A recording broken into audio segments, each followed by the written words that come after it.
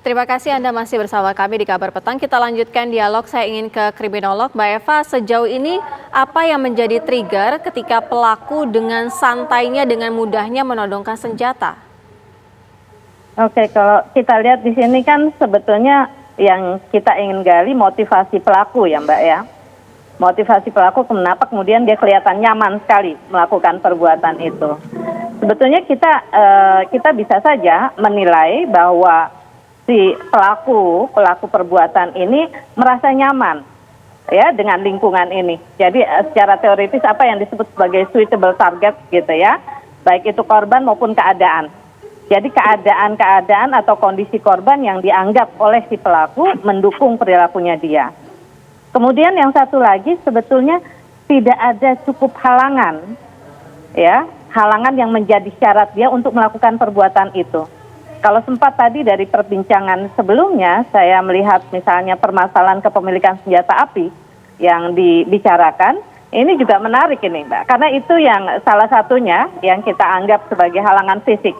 Kalau orang kemudian sulit mendapatkan senjata api, tentunya kejadian-kejadian semacam ini tentunya tidak mudah terjadi. Ya, jadi meskipun ada kesempatan, ada target yang dituju serta kondisi-kondisi yang mendukung itu, tapi ketika cukup halangan itu menjadi satu faktor yang barangkali bisa menghalangi pelaku untuk melakukan ini. Tapi dalam kejadian ini kan kelihatannya semua bertemu ya, semuanya masuk dalam satu keadaan yang mendukung pelaku untuk melakukan perbuatannya dengan nyaman tadi.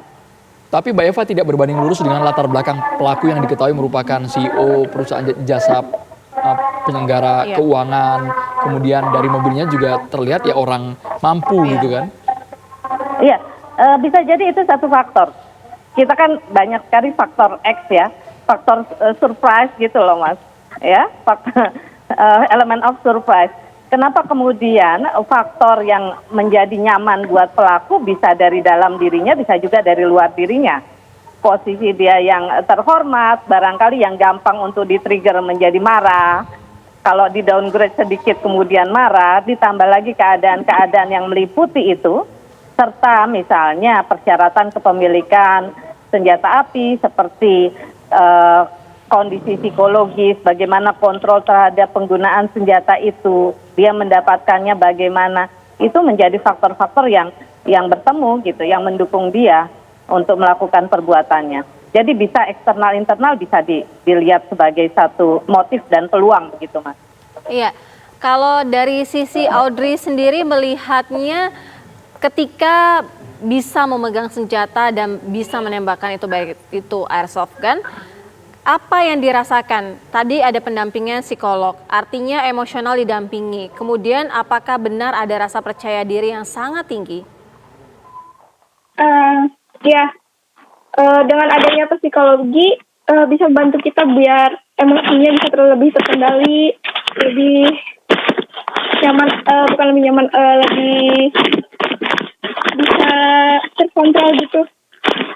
Baik, kalau Audrey sendiri pernah tidak ada tantangan tersendiri? Ada muncul mungkin perasaan yang sok jagoan nih, saya bisa nih menguasai senjata ini. Mau saya tunjukkan kepada orang lain. Ada tidak itu muncul kadang?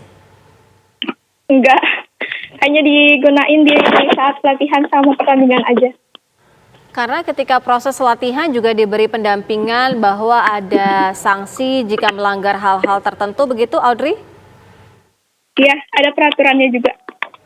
Luar biasa nih kalau Audrey sudah profesional ya Sira ya. Kita tanyakan ke Pak Yudi.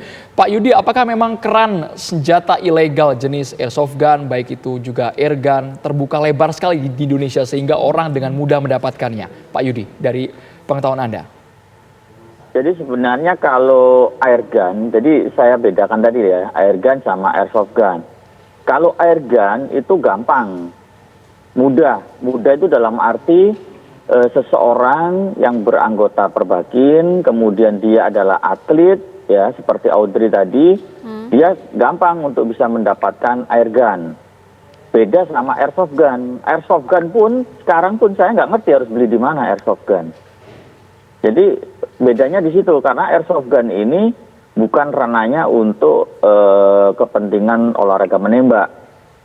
Nah, kemudian ada juga senjata bela diri.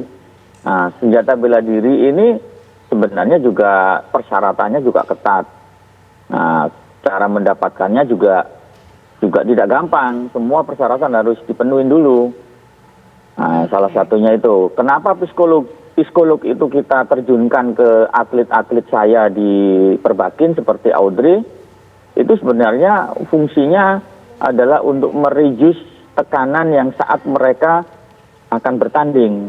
Jadi psikolog itu akan membantu atlet untuk meringankan dia bahwa pertandingan besar ini adalah pertandingan yang sama dengan kalian latihan setiap hari. Jadi metode-metode itu yang dilakukan oleh psikolog untuk membantu atlet agar lebih rileks saat melaksanakan pertandingan.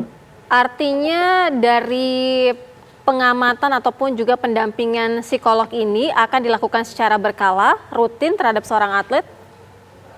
Kalau dia atlet, iya.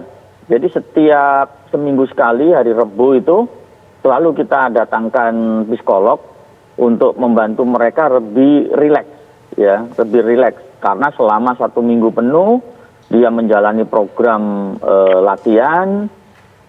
Di hari Rabu dia bisa rileks, bisa ketawa, tetapi sambil melatih secara psikologinya bagaimana menghadapi momen-momen besar, bagaimana menghadapi final.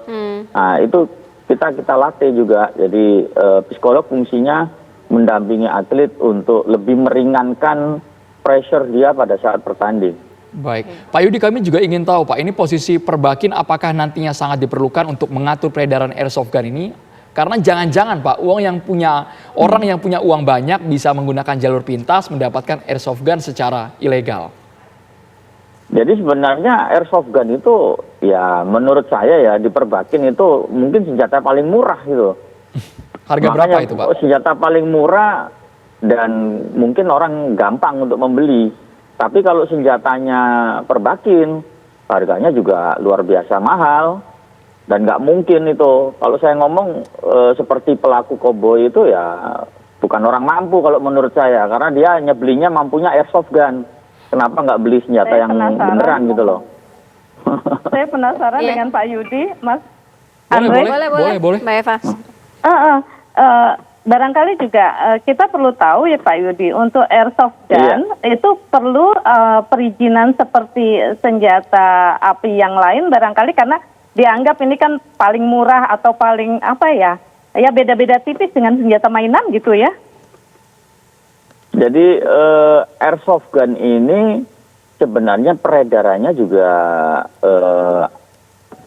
abu-abu ya, saya nggak tahu antara dilarang apa enggak, karena itu di luar ranahnya Perbakin.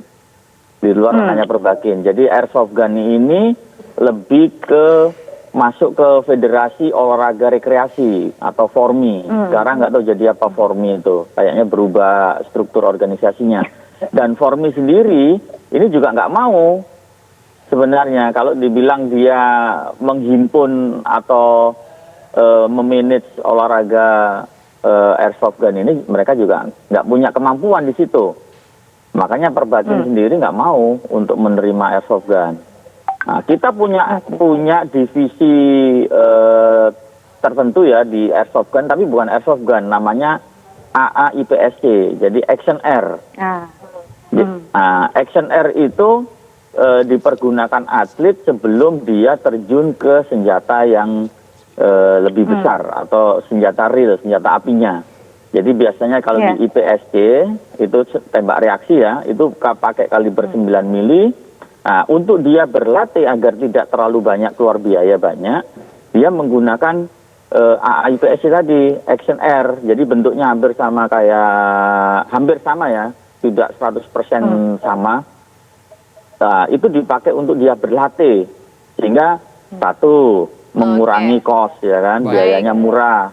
Karena pelurunya juga peluru mainan lah, peluru dari dari plastik ya kan. Baik. Tapi tetap berbahaya kan Pak Yudi. Oke, baik. Poinnya sudah kami dapat Pak Yudi. Jadi Terima kasih berbahaya apa tidak? Jadi sebenarnya gini, saya jelaskan Baik, ya. Pak Yudi, Mbak Eva, Berbahaya apa tidaknya? dan juga Mbak Audrey, Ya. ini seru sekali bahasan, tapi mohon maaf harus kita akhiri karena kita harus mendengarkan kumandang azan maghrib. Sekali lagi terima kasih Mbak Eva, Terima kasih. Audrey dan juga Pak Yudi. Kita harus Oke. mendengarkan kumandang azan Baik. maghrib Bapak-Bapak. Untuk wilayah DKI Jakarta dan sekitarnya berikut ini pemirsa.